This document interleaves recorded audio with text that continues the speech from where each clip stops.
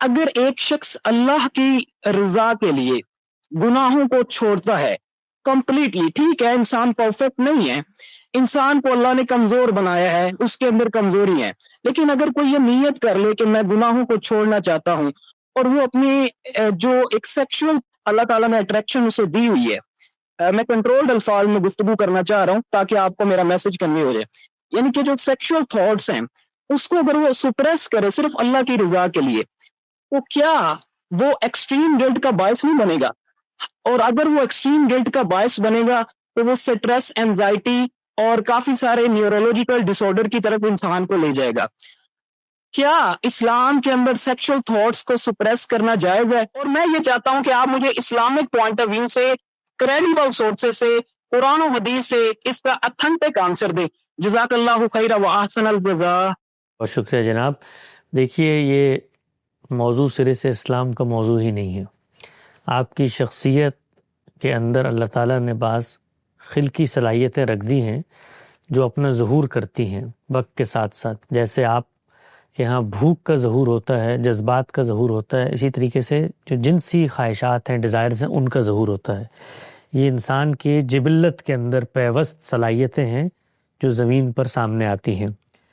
جس وقت یہ سامنے آتی ہیں تو مذہب کہاں سے داخل ہوتا ہے؟ مذہب یہاں سے داخل ہوتا ہے کہ آپ کی ان صلاحیتوں سے اگر آپ کے تزکیے اور پاکیزگی پر کوئی اثر پڑتا ہے تو آپ ان کو حدود آشنا بنائیں۔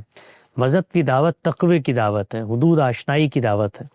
وہ کہیں پر یہ نہیں کہتا کہ آپ اپنی ڈیزائرز کو سپریس کر دیں یا ان کا خاتمہ کر دیں یا ان کے بارے میں اپنے آپ کو کسی گلٹ کانشیس میں مبتلا کر دیں کہ یہ آپ کے اندر موجود کیوں ہیں اور یہ ہونی، یہ اس نے خود رکھی ہیں، یعنی اس خالق کائنات نے آپ کے اندر رکھی ہیں۔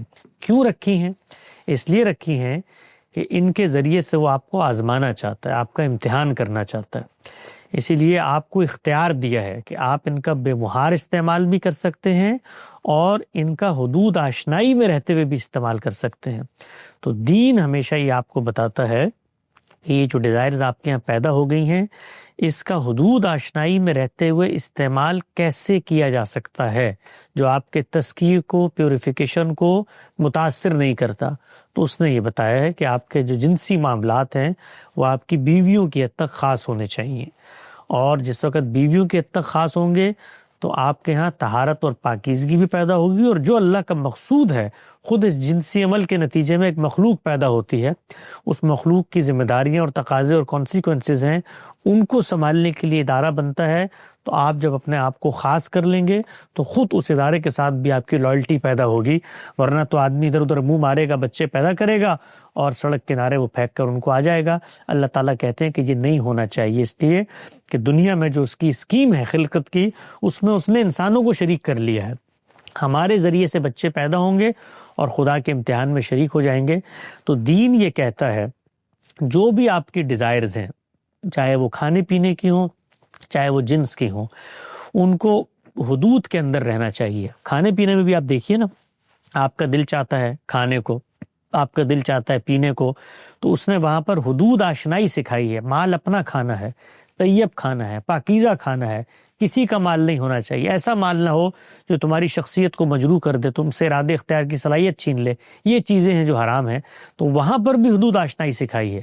اب اس حدود آشنائی کو بیان کرنے کے بعد میں بطور انسان کچھ مسائل کا سامنا کرتا ہوں۔ مثال کے طور پر جنس کے لیے جو وے آؤٹ یا چینلائزیشن دین نے بتائی ہے، میں اب تک اس کو حاصل نہیں کر پا رہا، مثلا میری شادی نہیں ہو پا رہی، تو اب میں کیا کروں؟